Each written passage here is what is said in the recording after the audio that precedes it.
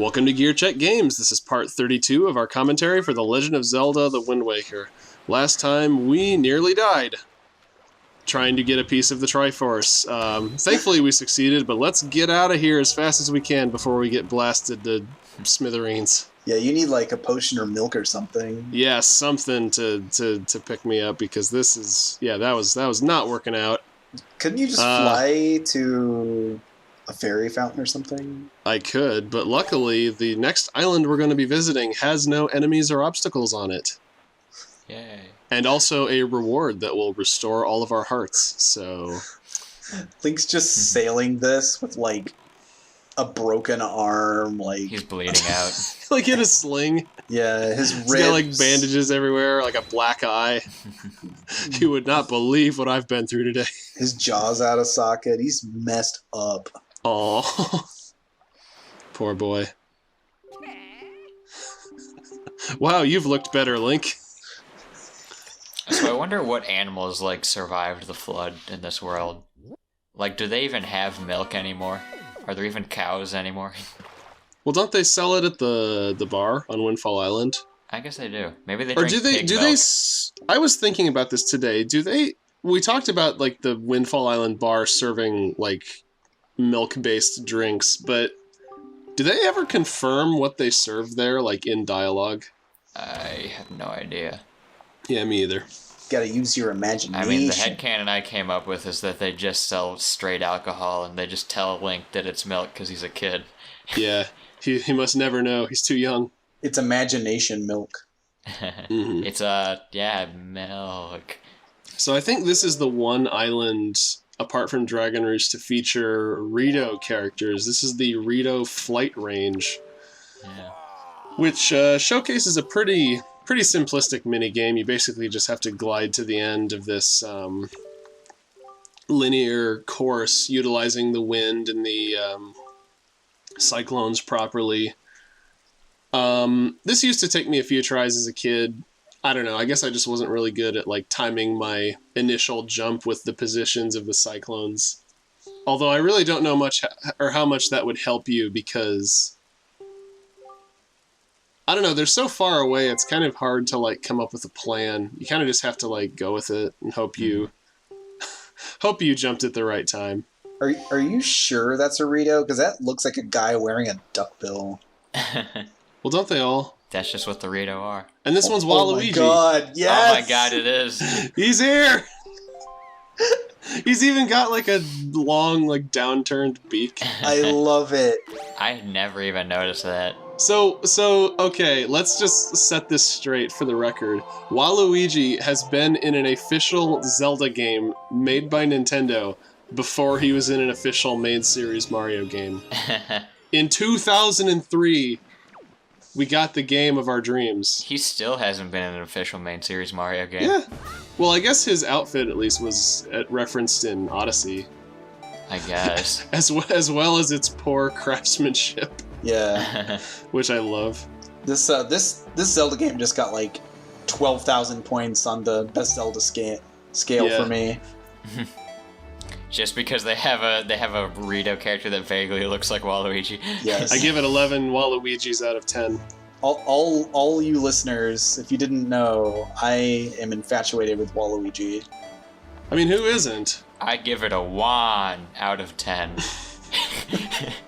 A 100. Oh no. Truly the best score Oh imaginable. no. You do make it. I barely get this. Uh, And yes, this is my first try. I didn't sneakily edit out any failures. oh god. Go. Are those in the game? Roll. Yep. Oh, God. Go. Yeah, I didn't even have to make it funny. See, not only was Zelda Wind Waker hip to Waluigi, but they were hip to, like, the air horn for epic gamer moments. See, this is why this game rules, because they're keeping the canon of Waluigi, because he's again in a sports-like area. Uh-huh. God, everything about this game has aged so well. The graphics, Waluigi, memes. Yeah. Now, if only they made this Rito, like, short and tubby. He does have the goggles. That's pretty close. Did Wario even have, like, the goggles at this point in time? Actually, no, I don't think he did. Didn't you get them in WarioWare? Yeah, the original WarioWare Mega Micro games came out in 03, I believe. Oh. But I don't know. That's when he got his like whole aesthetic makeover. Yeah. Why do you guys... Okay, at this point, we're not really talking about the game, but we're kind of just... Have we ever talked about the game? Well, vaguely. We've tried to. I What mean, do you guys think of... Which Wario design do you guys prefer? The classic or the WarioWare design? I've always been kind of a fan of the classic. But then again, that just might be, like... I don't know. Well, I think my favorite thing about classic Wario is that he's obviously, like, straining that, that Mario-esque outfit. Like, he's just not built, like, properly for that. He's stretching out all the clothes. Well, it kind of speaks to... again, this is me reading into it too much, but it kind of speaks to his origin where, like... If you guys didn't know... And I'm probably going to butcher this story, but...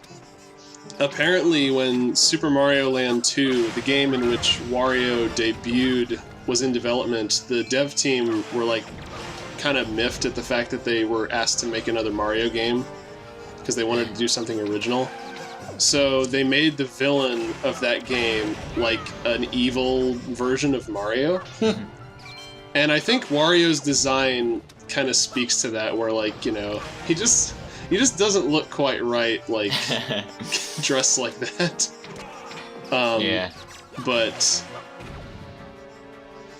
like, I can appreciate it on that level, but ultimately, you know, I just like the unique WarioWare design. So wait, the Wario games are technically Mario Land games? Well, no, there was Mario Land 2 where Wario is the bad guy, and I think Mario Land 3 was where you played as Wario. Oh I think you're right. I don't know. I'm not super familiar with either series, so the point where Mario Land ends and Wario Land begins is kind of like fuzzy for me. Good news, everybody! We just got a treasure chart that'll show us where all of the platforms are on the Great Sea. Yeah. But not whether you've been to them before. Yeah. That's super helpful. Well, that's because you gotta find the platform compass. You would. Anywho, we're gonna make a slight detour here on our journey south to buy some more bait because I am about to run out and we got fish to feed. Hi, Beetle. Plus, it's always just nice to check up on our old bosom buddy, Beetle McBeetleson. Bosom buddy. Is this because he doesn't have a shirt? No, that's a thing people say. Wait, in really? the 50s. Oh. I didn't realize you were that old. Yeah, I mean...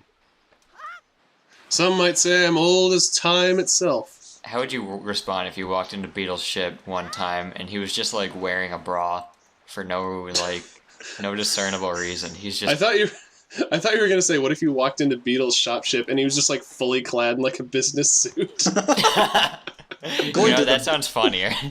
Greetings. I am Beetle's brother. He's going to the Beetle I am conference. Business Beetle. Business Beetle.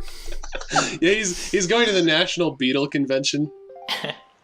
And I talked over his dialogue here, but I wanted to showcase this little moment because, again, just nice little touch. Kamali is kind of regretting that he didn't get to say goodbye to Medley. In fact, he doesn't even seem to know that she's, like... dead. Gonzo at this point. At least for the foreseeable future. She's in the catacombs now. Her and Makar have merged with the Master Sword. They're inside the sword along with what's her name? Zelda's Fi. Yeah. Their fate isn't quite that grim. The Zelda series actually has like this dark meta story where it's actually about the Master Sword claiming its victims. Yeah. Just like merging sages with it and claiming souls to become stronger. If you guys ever read the Elric of Melnibone books, that's kind of the exact story of that series. It's like the main character has this like demon blade that like keeps him alive, but if he draws it, it has to draw blood. Oh man. Oh, like the Zatoichi or whatever. Satoshi? I What don't is know. that? The half Zatoichi is a weapon in Team Fortress 2 that I'm sure it's probably based on some like actual like legend or sword or something. Yeah. Where if you draw it, you can't. If you draw it and get a kill with it, then it fully heals you, but you can't put it away until you've killed someone with it. So you're like bound to melee. Yeah, so you're just running around with a melee weapon if you take it out at the wrong time. That's great. Yeah, it's pretty great. To briefly get back to the little scene with Kamali, that illustrates like one of the a trope that I find kind of sad in media, and you know, I guess it's supposed to be sad, but like when characters are like blissfully unaware of something like really like, well, not in this case, not bad that's happened, but like, you know, he's expecting her to come back like any minute, and like she's, you know, she's in the Earth Temple for like the, you know, the foreseeable future until Link, you know, does what he needs to do with that sword. She's stuck there. Uh-huh. Wait, does that mean both her and Makar have to stay in the temples? Yeah, as I understand it, them like constantly praying is what is giving the Master Sword its ability to kill Ganon. Oh. Which is kind of a new, weird plot element introduced in this game. As, I mean, Ocarina of Time had nothing like that, where, like, you just pulled out the Master Sword and it was like... I mean, maybe it's because, like, time has passed and, like the magic that the sword was infused with is, like, kind of seeped away. Yeah, I mean, I think they might have had some... They might have had something in the game about, like... I think they mentioned something about, like, the sages go to the Sacred Realm to pray or whatever, and it, like, makes you stronger or something, or, like... They pray to help you in some way, but it doesn't have any mechanical effect. Mm-hmm. Yeah, I guess the idea of the Master Sword kind of, like, losing its power, like, after how much time has passed, kind of speaks to something I want to talk about, like, later on, when we get to, like, the end game of Wind Waker and, like, the final cutscenes, where, you know, I think... One of the themes of this game, as I read it, is like the idea of, you know, things like losing their value or their magic, like, over time, or like, you know, the idea of not being able to like recapture the past like exactly as it was. Yeah. And I think unless the Master you put a bunch Sword of people in dungeons to pray for the rest of their lives. Well, I mean, come on, but how contrived is that? Like, how needlessly... Well, I don't know. I didn't think of this until just now, but I said it aloud, like, oh, the Master Sword has, like, lost its magic over the hundreds of years. It's like, well, that's kind of like... Oh. Kind of like a microcosm of this game. Not to say that, like, oh, Zelda, like, isn't good anymore, but it's like... I think Nintendo wisely recognized after Ocarina of Time that, like, we're not going to be able to, like, recapture the way this game made people feel by, like, making the same game again. So for this game and for Majora, or I guess for, like, maybe you could even include, like, the Oracle games or, like, Four Swords into this, but, like, it seems like for a little while they were really branching out with the Zelda series, like, in terms of the ideas they were basing games around. Like, Majora has the Groundhog Day setup and the transformation masks. Wind Waker has the sailing. I don't know much about the Oracle games, but I know that those at least take place, like, outside of Hyrule, I think? Yeah. Yeah, it's like in a different land. Or, but like, with Four some Swords. of the same characters. You know, Four Swords is a Zelda game that's, like, entirely multiplayer. Just, like, all of these really out there concepts compared to, like, you know, what many people consider to be, like, the definitive Zelda formula iteration. And because I think they, like I said, I think they recognize we're not going to be able to make a game that surpasses Ocarina of Time by remaking Ocarina of Time. And I think that's something that has been demonstrated by certain games that were released after the Wind Yeah. Waker, if you if you get my drift. Well, So- I mean, maybe like in Maybe that's just hindsight, me, or though. maybe like critically or in hindsight or whatever. But I feel like it seems like a lot of times the games that just like do the same thing just happen to be the most financially successful as well. Yeah. I guess it kind of, you can chalk it up to like familiarity. Like it's much easier to get that initial sale when people are familiar with something, Yeah. whereas like something new, they might be a bit more wary of it. Yeah, well, I mean, yeah, full disclosure, the stuff I'm saying is, like, not in line with the actual sales figures. I'll fully admit that. Yeah. I'm just kind of talking from my own personal perspective. Yeah, Of, like, purely you know- from like a critic, I'm trying to find a word that's not like, I guess demeaning to people who like are of different mind, but like a more like critical perspective, I think, is the best word I could come up with at the moment. Uh-huh. Well, we'll get back on this, but I just wanted to talk briefly about this. The town flower that we got from Zunari on Windfall Island, this is one of the merchants that you can sell it to. And doing so will initiate a trading sequence where if you give the right item to the right merchant, like, you'll get a better item that slowly, like, increases in rupee cost. Oh. And this kind of serves a dual purpose where you can, if you make a sale to one of these guys, his item will appear in the Windfall Island store, and you can purchase it repeatedly and use it to decorate Windfall Island, because it's got these little wooden pedestals that flowers and statues and stuff can go in. And you get a piece of heart for like decking out the whole island in these statues.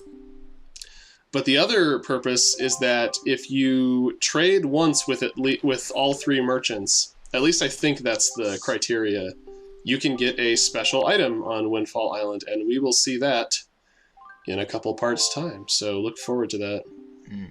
Wait, you're selling back the flower you just bought? Well, I wanted to see what he offered me, Oh. and then You see I this file? tried to be funny here, but I was too close to him, and he thought I was trying to sell him my Deku Leaf instead of using the Deku Leaf on him. Oof. And then I actually tried to do it, and I don't even have magic, so I was trying to show off And a little now it's Easter egg. raining. Could this day get any worse? Good lord. Now you can't climb up those ledges. Yeah, you gotta walk around. Oh. But yeah, I think I wanted to say more about the whole idea of, like, Zelda games that seek to, like, be original as opposed to those that seek to, like, recapture the qualities and Yeah, well, I think popularity that's always been Zelda's MO from the very beginning, and it wasn't until like later games, like I'm gonna say probably starting with Twilight Princess, that they started like, maybe we'll try just doing like kind of Ocarina of Time again and see how it plays out. Yeah. And people liked it, so like maybe we should be like repeating stuff more. Yeah. Twilight was kind of like a semi-clone outside of the wolf stuff. Well, and like, full disclosure, I think Twilight Princess is a really good game. Oh, like, yeah. I really Yeah. do enjoy that game. But I love every single Zelda game, except Yeah. for maybe like the CDI games and Link's crossbow training. those I'll just give a tentative like. What's the CDI games? What are those? I haven't, to be fair, I haven't played them yet, so they could be great, but I mean, Well, what I wanted to say was, like, you know, certainly if you're playing a sequel to a game that you like, you're going to want it to retain the features that made you like that game. Like, that I will totally grant you. But I think the difference is between, like, what specifically those are for people.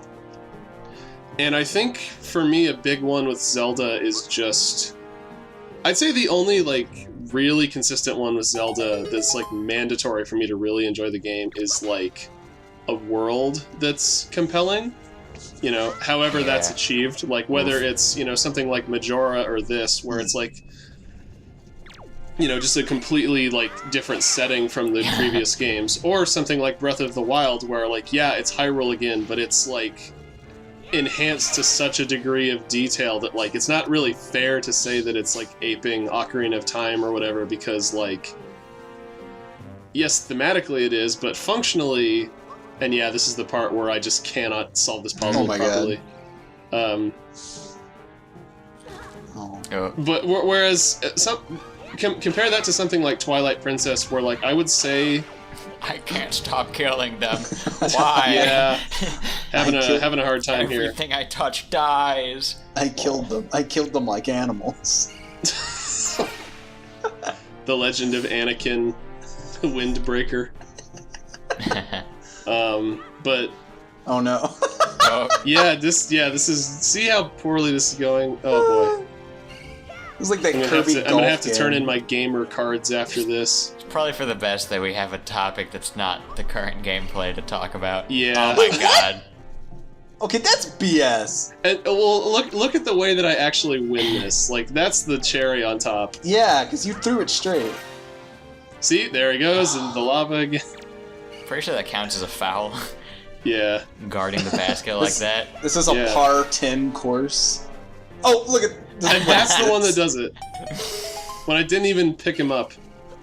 Anywho, what I was saying, you know, Twilight Princess, like, yes, that game has some really cool and original, like, dungeon and area ideas, like the Snowy Mountain mansion is cool, Oh, yeah. the City in the Sky, even the Temple of Time. It's like, you know, we're familiar with the Temple of Time, but we've never really seen the inside of it.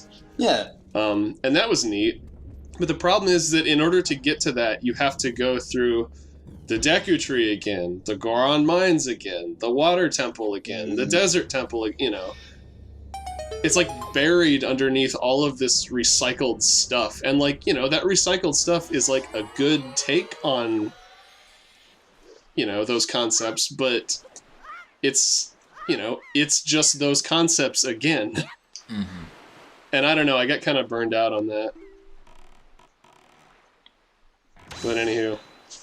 Yeah, I think, I don't think there's really ever been a Zelda game that I've played that I just, like, I didn't have a blast playing through it on my first time. Like, even Skyward Sword. Like, I had a blast with that game, too, on my first time.